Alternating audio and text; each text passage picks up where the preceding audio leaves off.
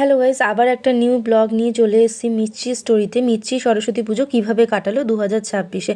ঘুম থেকে সকালবেলা উঠেই রেডি হয়ে বেরিয়ে গেছিলো ম্যামের বাড়ি যাওয়ার উদ্দেশ্যে।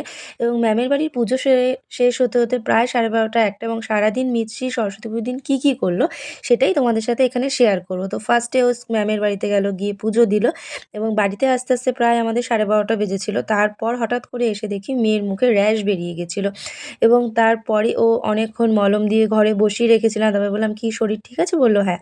তো তারপর আবার রেডি করে নিয়ে চলে গেছিলাম ম্যামের বাড়িতে। গিয়েই ফার্স্টে ম্যামের সাথে ফটো তোলা, এবং তারপরেই ওখানে যারা ছিল গার্জিয়ানরা তাদের সাথেও আমি একটু সেলফি তুলে নিলাম।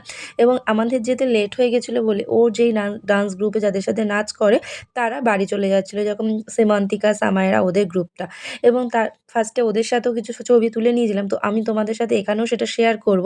এবং তারপরে মা-মেয়েতেও কিছু ছবি তুলে নিয়েছিলাম, এবং আরেকজন ছিল, সে বলল, "আসো, তোমাদেরকেও ছবি তুলে দিই।" এই যে ওদের মায়েদের সাথেও আমি ছবি তুলে নিয়েছিলাম। এবং এরপর হঠাৎ করে প্ল্যান হলো যে আমি বিকেলে মেলায় যাব।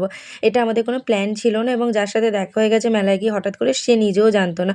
হঠাৎ করে দেখছি ওনারাও মেলায় গেছে, আমরাও মেলায় গেছি। ব্যাস, এটা একটা মিছরির জন্য উপরি পাওনা ছিল মেলায় গিয়ে।